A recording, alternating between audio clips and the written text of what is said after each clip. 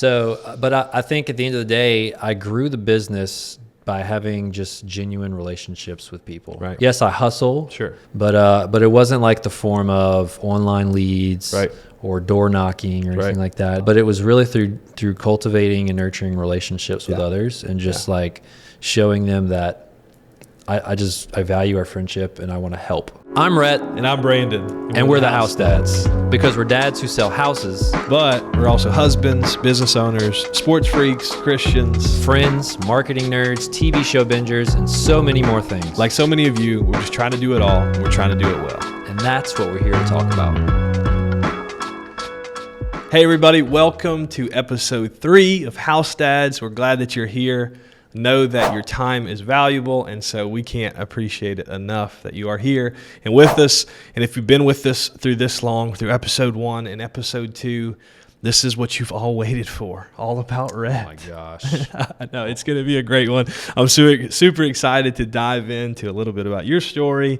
I think if, years down the road, somebody writes an autobiography about you, this is where they're going to come back to as the core of their research. No pressure. Yeah, no pressure at all. No pressure. So right off the rip, just go ahead, take it away. Tell us a little bit about where you're from, those kinds of things growing up. Yeah, it's funny. If you listen to episode 2, a lot of the stuff Brandon said was very similar. So we are different people. Just wanted to put that out there. But yeah, I'm from a small town called Luling, Louisiana. Luling. If you've heard of Luling. It's about 20 miles west of New Orleans. But yeah, small town of Luling, Louisiana, born and raised there, graduated from there. When I graduated there, obviously went to college. I was in that family where, hey, college is like what you need to do, right? So it was right after Hurricane Katrina, and University of New Orleans was just handing out scholarships like crazy. And I was like, I'll take one of those. So I went for my freshman year to University of New Orleans. Had no idea what I wanted to do as far as degree, that pressure you feel as a college student. But I will say it was not my cup of tea, UNO. Right. It was right after Katrina. New Orleans was like a ghost town. I lived on campus. I saw all my friends at LSU just like having a football team to root for. Just getting involved in all these extracurricular activities, and I didn't have that. So needless to say, I transferred to LSU my sophomore year. And, I will say that is what kind of made the relationships that kind of sparked, I guess, life today. But, just kind of did the college thing, and I finished with a finance degree. Huh. Finance degree, see, very similar. It was one of those like safety things. So I'll backtrack a little bit. Kind of growing up, my dad was in and out of, he was an insurance agent. Then he switched to real estate. And then he actually finished in insurance. But either way, he was in that kind of the entrepreneurial reap what you sow career. So that always kind of stood out to me. I saw the flexibility. I saw the potential of what you could do in it.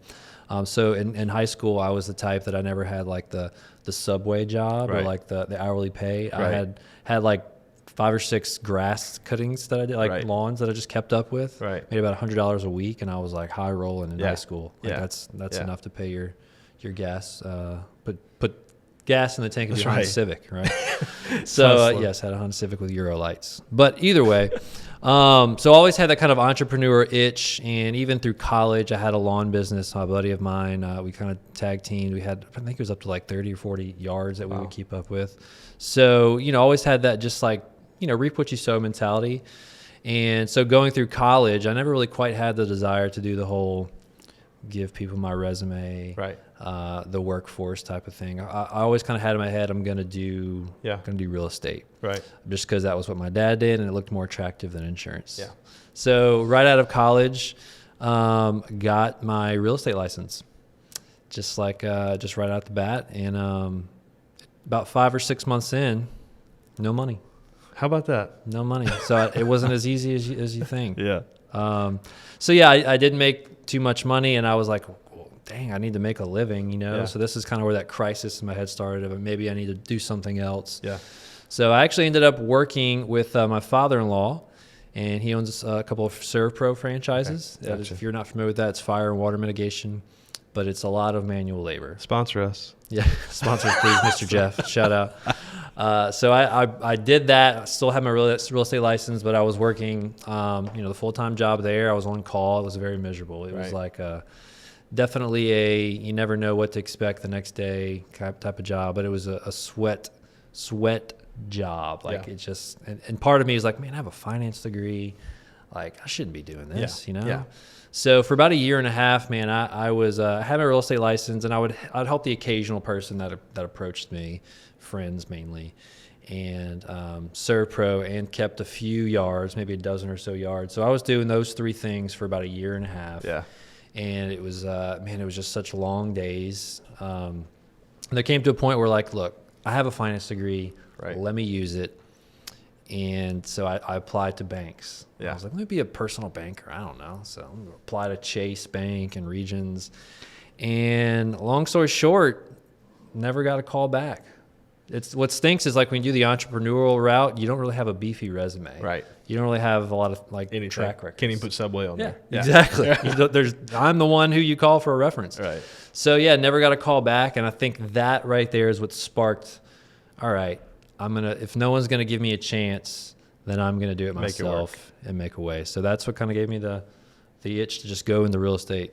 And you think full time? You think that was what the transition was just you didn't get the yeses from anybody else, so you were like, okay, no matter what, I'm going to have to make this work. Yeah, I'm going to create it myself if nobody else is going to give me the shot. Yeah. So yeah, I went into real estate full time, and that's when I was getting engaged. And I was like, look, I need something more secure. I was big on like I need to be financially stable in order to ask someone and someone's dad to let me marry them and bring them and take care of them. Yeah. So yeah, went into real estate full time, and it really just kind of sparked from there, you know? Yeah. Yeah. Well, I think it's funny that transition happens the same for a lot of people, and it did for us. It's like that increased responsibility of like, wait, I'm going to have to provide for somebody else, and I want to provide for somebody else.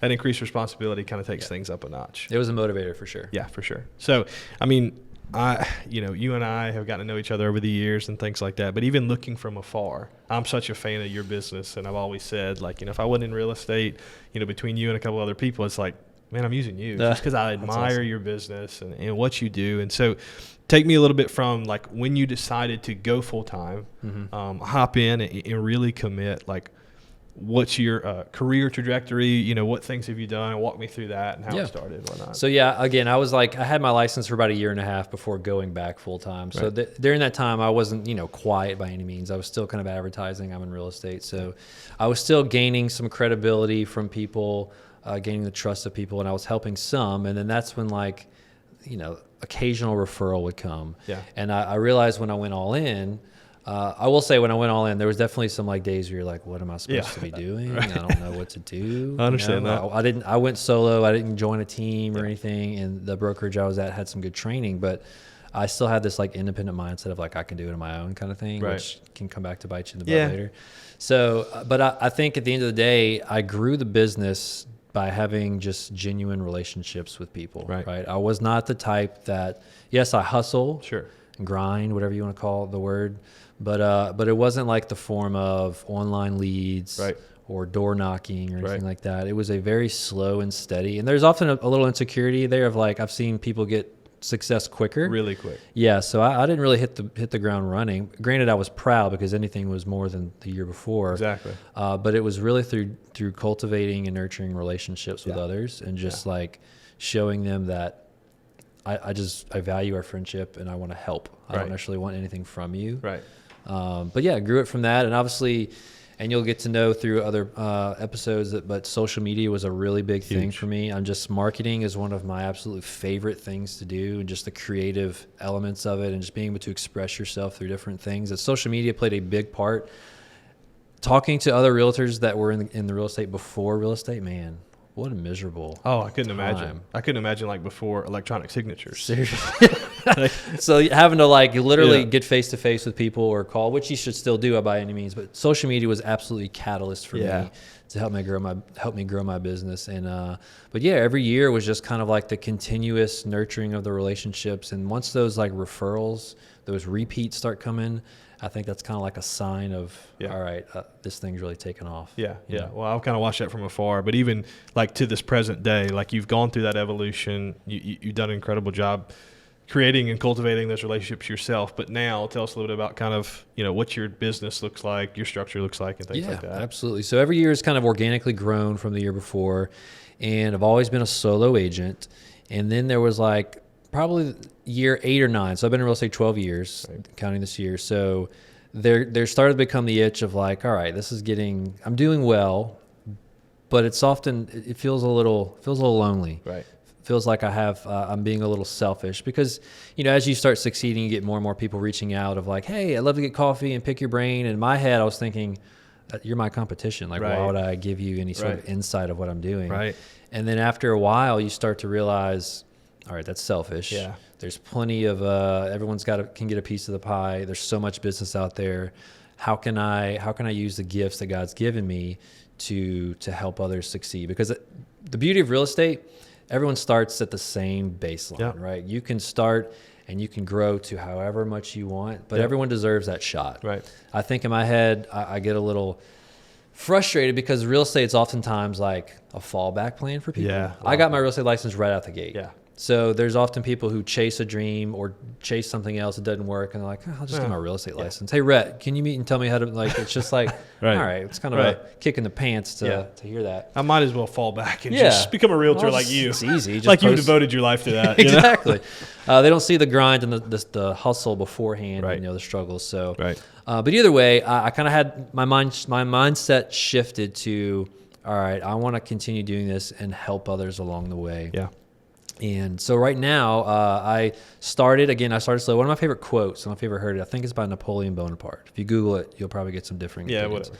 But it's, dress me slow, I'm in a hurry. Dress me slowly, I'm in a hurry. The premise is like back then when they were getting ready for war, they had so much to put on that if you messed up, you'd have to take it all off and do it again. So I'm kind of of the mindset of dress me slowly, like I'm going to do things in a slow manner. Right. To make sure I'm getting them right. Not to say I don't fail, but like it's just kind of that approach of I don't want to screw up and then have to do it all over again. Like that. So I've kind of built things slowly. All that to be said, started off with an assistant. Yeah. I realized at one point I had 18 pending deals at once, and my entire day was filled with maintaining those deals. Right. And I was like, I've reached the point where I can't do it by myself anymore. I need to hire some help. I'm sure we'll get that in future episodes of like 100%. Leveraging and stuff. But that was the first step for me. I hired an assistant to help me with those admin tasks and take those off my plate so I could do the things to grow my business. Right. And that kind of grew into, and you can talk to her. She's so daily. I would be like, I want to start a team. No, I don't want to start a team. I want to start a team. And then finally, I came to this realization of, you know what, I'm going to do it. If I want to, one of my whys is just creating a legacy in our industry, in our field. If I want to do that, then I need to start a team and just, I don't want to come to the office by myself. I want to have others around me and help them. So as it stands now, have a team, the Sandusky Group. I know it's such an original name. Yeah. Where'd you come up with that? Yeah, it's my name. Oh, actually. I didn't know if y'all knew that. Yeah. It's my name. So it started the Sandusky Group, have one admin and 4 other agents, 5 including myself. So we're a team of 6 and just kind of growing from there and seeing, but I'm just kind of spending a lot of my time this year. The goal is to just pour into them, help them grow, and just kind of, plant the roots and see what happens. That's awesome, man. Well, a little bit of a side from your business. Mm-hmm. I know a lot of people know you for the business you've built and who you are and whatnot, but you're even better known as Brandy's husband. Yes. Like that's actually Rhett. Sometimes people don't even know my name. They're like, oh, it's Brandy's husband. Yes. Brandy is. Tell us a little bit about family, your girls, all that different stuff. Brandy's my wife. Man, I really leveled up when I married. I think there's like the reacher. I think I'm the reacher obviously I'm the reacher. She's beautiful. Met her in college, actually. Well, I met her. She was in college. I was just finishing college. Met her at our prior church that we went in college. And a mutual friend, actually, it's funny. A mutual friend told her, "Hey, I think you're going to marry Rhett. You should." And we didn't even know each other. She's like, "I think you're going to marry Rhett." She's like, "All right." Yeah. So that kind of like said, "Okay, we should probably like just go on a date or something, right?" So I'm 3 years older than her, and when we went on the date, I had the mentality of like, "Look, I want to see if this is going to be a thing from the get-go." Right. So I was asking like the hard-hitting questions in the beginning, and she was just like, dude, just buy me a snowball first. You know? Right. So there was a time where, it's funny story, she just didn't like me in the beginning. So I had to kind of earn that trust. Come on. But, Yeah. Something to be said for that. You had to work for it a little bit. So here we are. We're married. We do have we have 2 kiddos. We have a almost 5-year-old. By the time this airs, she'll probably be 5. But and then a 3-year-old. So they're 20 months apart. So we have I'm a girl dad. Yeah. It's funny because you have kids same age, but I know. you're a boy dad. Yeah, so there's different elements. How about that? But yeah, we've got a small little family, and I guess I can get into like the fostering thing. Yeah, please. I was going to hit on it. So yeah, we it's a little different dynamic of like when Brandy and I got married, we had the urge to adopt, and adoption was like, growing up in a church, a conservative church, it was like people are adopting overseas. Right. And like, look, there's people here that need help. So we kind of had our mindset of like, are we going to adopt or have our own? Right. But then we heard of some friends of ours who went through the fostering class, right? And so we just kind of heard the stories of the foster care system and just like the need there. And we're like, look, adoption isn't necessarily our priority. We just want to help, kids in need, whether it's a temporary thing or not. Right. So we actually decided to do that first. So we actually got certified to be foster parents, and the day we got certified, we got a call, and it said, crazy. "Hey, there's a baby in the NICU," and gave us all the wrong information, race and information. So we had to make a decision really quick. So we said yes, and 2 years later, we ended up adopting her. So that's incredible. That is our oldest. Her name is Madison, and but yeah, through that whole process of is she going to stay with us or leave, we couldn't necessarily put our family on hold. So we said, we'll have our own. So we have our youngest now, Cora Jane. She's 3 years old.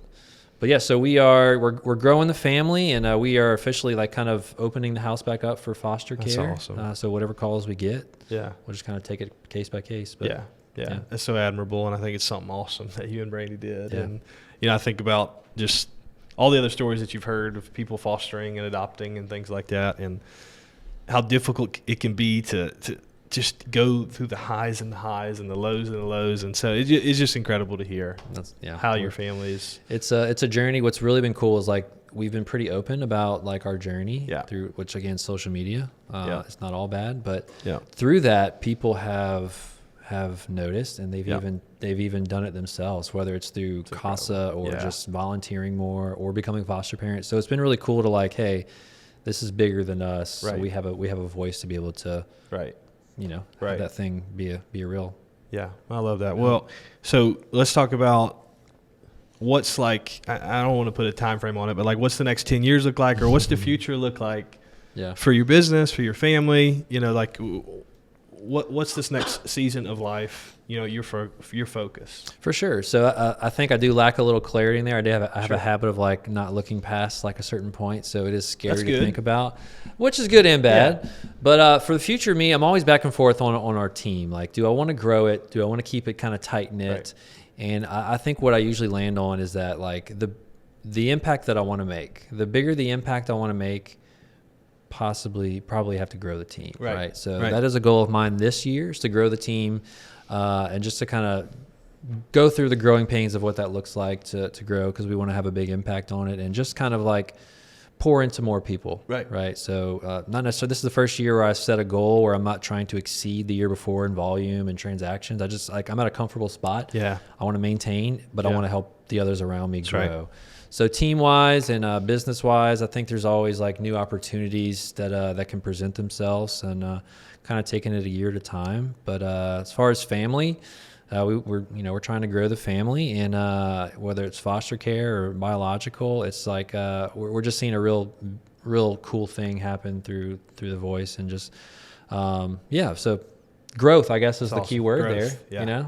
Literally, figuratively, the whole deal. So I think this is a big part of it. Yeah. This is why we're doing this, is to grow ourselves, but to also grow others, to help, to give back. And so I'm excited to be doing this with you. Thanks for sharing all that. Yeah, absolutely. Thank all of you for being here.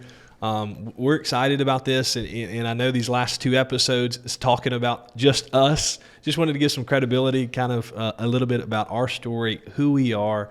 And again, we just want to thank you so much for being here. It means the world to us to share some of this with your friends. We're really going to be diving into some topics that we feel like have been beneficial to us and helped us become who we are and who we're becoming. And so we just want to have you along for the ride with us. So just stay tuned, and we'll catch you next time.